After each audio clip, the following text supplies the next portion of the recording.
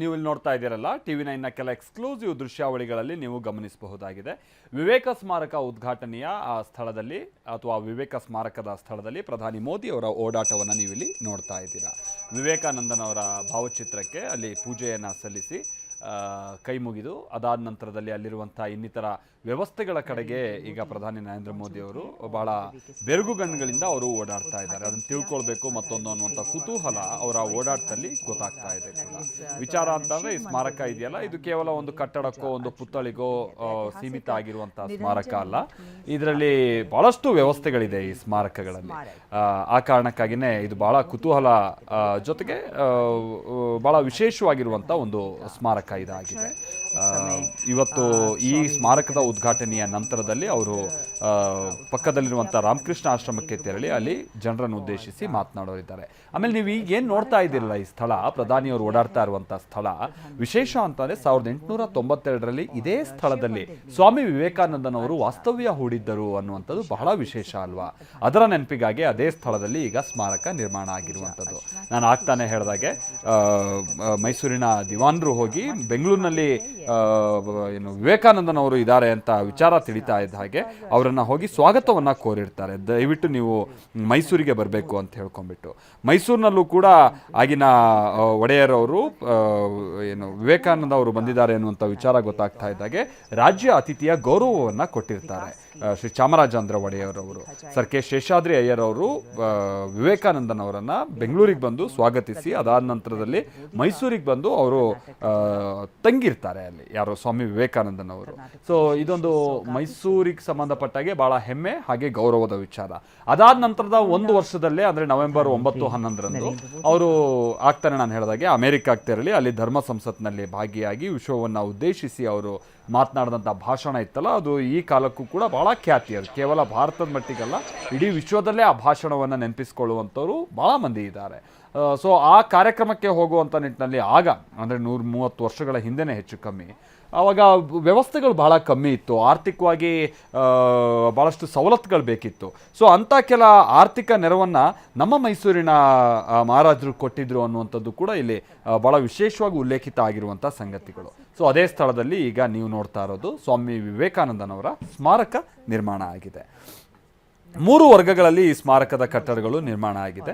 650 ಆಸನಗಳ ಅತ್ಯಾಧುನಿಕವಾದಂಥ ಒಂದು amphi theatre ಕೂಡ ಇಲ್ಲಿ ಇದೆ.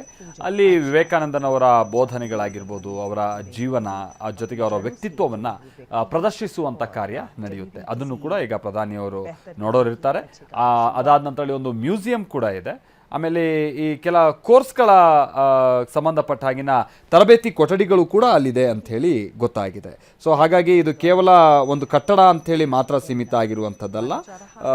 ಅಲ್ಲೂ ಕೂಡ ವಿವೇಕಾನಂದನ್ ಅವರ ವ್ಯಕ್ತಿತ್ವ, ಅವರ ಜೀವನ, ಅವರ ಬೋಧನೆ ಇದನ್ನೆಲ್ಲ ಯುವ ಸಮೂಹ ದೇಶದ ಜನರಿಗೆ ತಿಳಿಸುವಂಥ ನಿಟ್ಟಿನಲ್ಲಿ ಒಂದು ವ್ಯವಸ್ಥೆ. ಈಗ ಆಲ್ರೆಡಿ ಆ ಜಾಗ ಇದೆಯಲ್ಲ, ಅದಕ್ಕೆ ಹೋಗಬೇಕು ಅನ್ನುವಂಥ ನಿಟ್ಟಿನಲ್ಲಿ ಭಾಳ ಮಂದಿ ಪ್ರಯತ್ನದಲ್ಲಿದ್ದಾರೆ. ಹಾಗಾಗಿ ಇದು ಮುಂದಿನ ದಿನಗಳಲ್ಲಿ ಒಂದು ದೊಡ್ಡ ಪ್ರವಾಸಿ ತಾಣ ಅಂತಲೂ ಕೂಡ ನೀವು ಅದನ್ನು ಕನ್ಸಿಡರ್ ಮಾಡಬಹುದಾಗಿರುತ್ತೆ. ಅಥವಾ ಒಂದು ಸ್ಪಿರಿಚುವಲ್ ಸೆಂಟರ್ ಅಂತಲೂ ಕೂಡ ಬಹುಶಃ ಇದನ್ನು ಜನ ಪರಿಗಣಿಸಿ ಅಲ್ಲಿಗೆ ಹೋಗೋರು ಇರ್ತಾರೆ. ಆ ಕಾರಣಕ್ಕಾಗಿಯೇ ನೂರಾರು ಜನ ಬಂದಲ್ಲಿ ಸೇರಿದಂಥ ಸಂದರ್ಭದಲ್ಲೂ ಕೂಡ ಬಹಳ ವಿಶಾಲವಾದಂಥ ವ್ಯವಸ್ಥೆ ಇರಬೇಕು ಅನ್ನುವಂಥ ನಿಟ್ಟಿನಲ್ಲಿ ಗಮನ ಕೊಟ್ಟು ಈ ಸ್ಮಾರಕವನ್ನು ನಿರ್ಮಾಣ ಮಾಡಲಾಗಿದೆ. ಅಷ್ಟೇ ಅಲ್ಲ, ಅಲ್ಲಿ ಯೋಗ ಹಾಗೆ ಧ್ಯಾನಕ್ಕೆ ಸಂಬಂಧಪಟ್ಟ ಹಾಗಿನ ಸಭಾಂಗಣವೂ ಇದೆ, ಗ್ರಂಥಾಲಯದ ವ್ಯವಸ್ಥೆಗಳು ಕೂಡ ಇದೆ. ಅದೆಲ್ಲದಕ್ಕಿಂತ ಮುಖ್ಯವಾಗಿ ಸ್ಪರ್ಧಾತ್ಮಕ ಪರೀಕ್ಷೆಗಳಿಗೆ ಸಂಬಂಧಪಟ್ಟ ಹಾಗಿನ ಸಿದ್ಧತೆಗಳಿಗಾಗಿ ಅಧ್ಯಯನ ಕೇಂದ್ರ ಇದೆ. ಆಮೇಲೆ ಭಾಳ ಮಂದಿ ಪ್ರಶ್ನೆ ಮಾಡ್ತಾ ಇರ್ತಾರೆ, ದೇವಸ್ಥಾನ ಅಥವಾ ಈ ರೀತಿಯಾದಂಥ ಸ್ಮಾರಕಗಳು ಅಂದರೆ ಅದು ಕೇವಲ ಜನ ಬಂದು ಭೇಟಿ ಕೊಟ್ಟು ಪೂಜೆ ಮಾಡ್ಕೊಂಡು ಹೋಗೋದಕ್ಕೆ ಮಾತ್ರ ಸೀಮಿತ ಆಗಬಾರ್ದು. ಅದರಲ್ಲಿ ಏನಾದರೂ ಒಂದು ಅನುಕೂಲಗಳಿರಬೇಕಲ್ವಾ. ಸೊ ಯುವ ಸಮೂಹಕ್ಕೆ ನೋಡಿ, ಇಲ್ಲಿ ನೋಡಿ, ಈ ಜಾಗವನ್ನೇ ನೀವು ತೆಗೆದುಕೊಳ್ಳಿ. ಈಗ ಸ್ಪರ್ಧಾತ್ಮಕ ಪರೀಕ್ಷೆಗಳ ಸಿದ್ಧತೆಗಾಗಿ ವ್ಯವಸ್ಥೆ ಇದೆ, ಗ್ರಂಥಾಲಯ ಇದೆ, ಆಮೇಲೆ ಧ್ಯಾನ ಮತ್ತು ಯೋಗ ಸಭಾಂಗಣ ಇದೆ. ಸೊ ಇದೆಲ್ಲ ಕೂಡ ಮುಂದಿನ ಬಲಿಷ್ಠ ಭಾರತಕ್ಕೆ ವೇದಿಕೆ ಕಲ್ಪಿಸುವಂಥ ನಿಟ್ಟಿನ ವ್ಯವಸ್ಥೆಗಳ ಪೈಕಿ ಸಣ್ಣ ಪುಟ್ಟ ಪ್ರಯತ್ನಗಳಿದೆಲ್ಲವೂ ಕೂಡ. ಸೊ ಇಂಥದ್ದಾಗಬೇಕು. ಸೊ ಪ್ರದರ್ಶನ ಕೇಂದ್ರ, ಆಮೇಲೆ ಕಚೇರಿಗಳು, ಇದೆಲ್ಲ ಭಾಳ ಅದ್ದೂರಿಯಾದಂಥ ವ್ಯವಸ್ಥೆಗಳಿರುವಂಥ ಒಂದು ಸ್ಮಾರಕ ಇದು.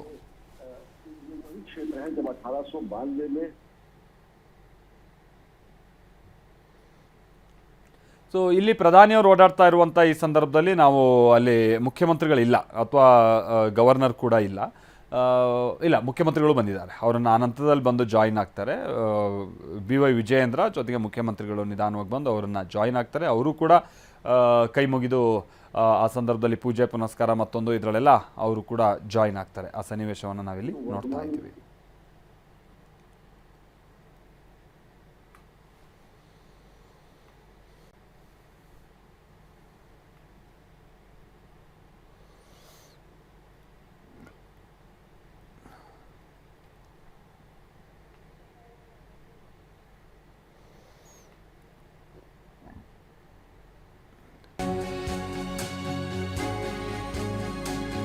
ಹೀಗೆ ವಿವೇಕ ಸ್ಮಾರಕವನ್ನ ಪ್ರಧಾನಿ ಮೋದಿಯವರು ಉದ್ಘಾಟಿಸಿದ್ದಾರೆ.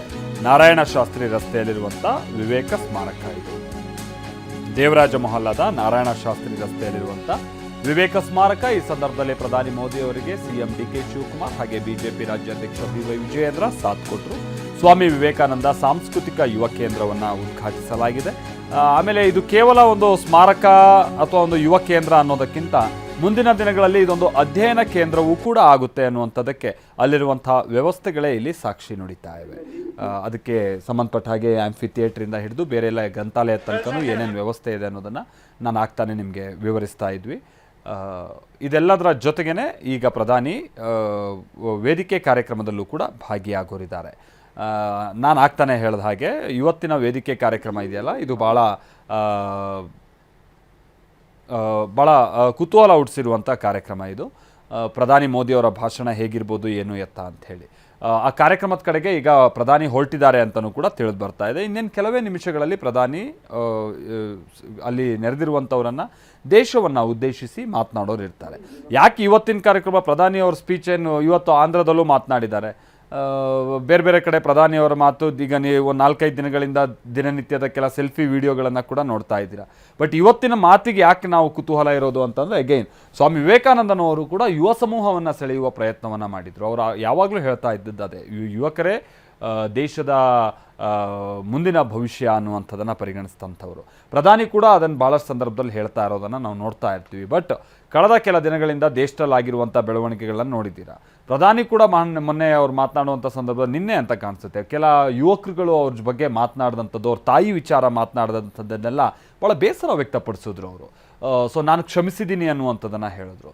ಬಟ್ ಇದಷ್ಟಕ್ಕೆ ಮಾತ್ರ ಸೀಮಿತ ಆಗಿರೋಲ್ಲ. ಅವರು ಮುಂದೆ ಯುವ ಸಮೂಹವನ್ನು ಸೆಳೆಯುವಂಥ ನಿಟ್ಟಿನಲ್ಲಿ ಅವರ ನಡವಳಿಕೆಗಳಿರುತ್ತೆ, ಅವ್ರ ಯೋಜನೆಗಳಿರುತ್ತೆ ಅನ್ನುವಂಥದ್ದು ಸ್ಪಷ್ಟ. ನೀವು ನೋಡ್ಬೋದು ಈಗೀಗ ಪ್ರಧಾನಿಯವರು ಯುವಕರು ಹೆಚ್ಚಾಗಿ ಬಳಸ್ತಾ ಇರುವಂಥ ಆ್ಯಪ್ಗಳಲ್ಲೇ ಹೆಚ್ಚಾಗಿ ಕಾಣಿಸ್ಕೊಳ್ತಾ ಇದ್ದಾರೆ.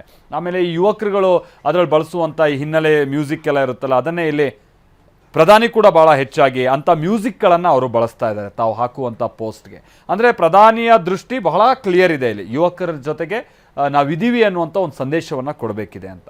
ಆ ಕಾರಣಕ್ಕಾಗಿ ಹೇಳಿದ್ದಷ್ಟೇ, ವಿವೇಕಾನಂದನವರು ಹೇಗೆ ಯುವಕರನ್ನು ಸೆಳೆಯುವಂಥ ಪ್ರಯತ್ನ ಪಟ್ಟರೋ, ಯುವಕರನ್ನು ಮುಟ್ಟುವಂಥ ಪ್ರಯತ್ನ ಪಟ್ಟರೋ, ಪ್ರಧಾನಿ ಕೂಡ ಅಂಥ ಪ್ರಯತ್ನದಲ್ಲಿರುವಂಥ ಸಂದರ್ಭದಲ್ಲಿ ಇವತ್ತಿನ ಕಾರ್ಯಕ್ರಮವನ್ನು ಹೇಗೆ ಬಳಸ್ಕೊಳ್ಬೋದು ಅನ್ನುವಂಥದ್ದನ್ನು ನಾವು ನೋಡಬೇಕಿದೆ. ಅಥವಾ ಅದಕ್ಕೆ ಸಂಬಂಧಪಟ್ಟ ಹಾಗಿನ ಕೆಲ ಮಾತುಗಳು ಏನಾದರೂ ಪ್ರಧಾನಿ ಕಡೆಯಿಂದ ಬರಬಹುದಾ ಅನ್ನೋದನ್ನು ನಾವು ಕೇಳಬೇಕಿದೆ.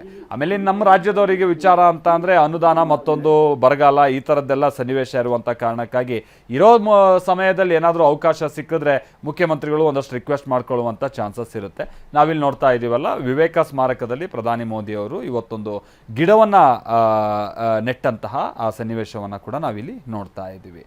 ಅದಾದ ನಂತರದಲ್ಲಿ ಅಲ್ಲಿರುವಂಥ ವಿವಿಧ ದೇವರುಗಳ ಮೂರ್ತಿಗಳಿಗೆ ಪ್ರಧಾನಿ ಪೂಜೆಯನ್ನು ಸಲ್ಲಿಸಿದಂಥದ್ದನ್ನು ಕೂಡ ನಾವಿಲ್ಲಿ ನೋಡ್ತಾ ಇದ್ದೀವಿ. ಹಾಗೆ ವಿವೇಕ ಸ್ಮಾರಕದಲ್ಲಿರುವಂಥ ಇನ್ನಿತರ ಸ್ಥಳಗಳ ಕಡೆಗೂ ಅವರು ತೆರಳಿ ಅಲ್ಲಿರುವಂಥ ಮೂರ್ತಿಗಳ ಕಡೆಗೆ ಅವರು ಶಿರವನ್ನು ಬಾಗಿ ನಮಸ್ಕರಿಸ್ತಾ ಇರುವಂತಹ ಸಂದರ್ಭ. ಜೊತೆಗೆ ಅಲ್ಲಿ ಮ್ಯೂಸಿಯಂ ಕೂಡ ಇದೆ. ಆ ಮ್ಯೂಸಿಯಂನಲ್ಲಿರುವಂಥ ಕೆಲ ವಸ್ತುಗಳೇನಿದೆ ಅಥವಾ ಆ್ಯಂಟಿಕ್ ಮಾದರಿಯ ವಸ್ತುಗಳೇನಿದೆ ಅದೆಲ್ಲವನ್ನು ಕೂಡ ಭಾಳ ಬೆರಗಿನಿಂದ ಪ್ರಧಾನಿಯವರು ನೋಡಿ ಕಣ್ತುಂಬಿಕೊಳ್ತಾ ಇರುವಂಥ ಸಂದರ್ಭ ಸನ್ನಿವೇಶವನ್ನು ನೋಡ್ತಾ ಇದ್ದೀವಿ. ಆಮೇಲೆ ಅದೊಂದು ಪರಂಪರೆ, ಯಾವುದಾದ್ರೂ ಇಂಥ ಒಂದು ಅದ್ಭುತವಾದಂಥ ಘಟನೆಗೆ ಸಾಕ್ಷಿಯಾದಂಥ ಸಂದರ್ಭದಲ್ಲಿ ಅಲ್ಲೊಂದು ಗಿಡವನ್ನು ನೆಡುವ ಮುಖೇನವಾಗಿ ಅದು ಮುಂದಿನ ಒಂದು 100 ವರ್ಷಗಳ ತನಕನೂ ಕೂಡ ಅದು ಮರವಾಗಿ ಆ ನಂತರದಲ್ಲಿ ಅದು ನೆನಪಿನಾಗಿ ಉಳಿಬೇಕು ಅನ್ನುವಂಥ ಕಾರಣ.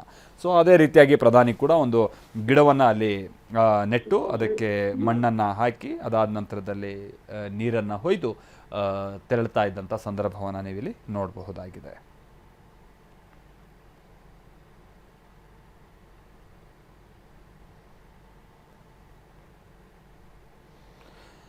ಆಮೇಲೆ ರಾಮಕೃಷ್ಣ ಆಶ್ರಮಕ್ಕೆ ಸಂಬಂಧಪಟ್ಟ ಹಾಗಿನ ಸಿಬ್ಬಂದಿ ವರ್ಗ, ಅದಾದ ನಂತರದಲ್ಲಿ ಈ ಸ್ಮಾರಕಕ್ಕೆ ಸಂಬಂಧಪಟ್ಟ ಹಾಗಿನ ಭಾಳ ಸಿಬ್ಬಂದಿ ವರ್ಗ ಅವರೆಲ್ಲ ಪ್ರಧಾನಿ ಅವರಿಗೆ ವಿವರಿಸ್ತಾ ಇದ್ರು ಅಲ್ಲಿರುವಂಥ ವಿಶೇಷತೆಗಳು, ಯಾವ ಟೀಮನ್ನು ಇಟ್ಕೊಂಡು ಇದನ್ನೆಲ್ಲ ಮಾಡಲಾಗಿದೆ ಅನ್ನೋಂಥದಕ್ಕೆ ಸಂಬಂಧಪಟ್ಟ ಹಾಗೆ.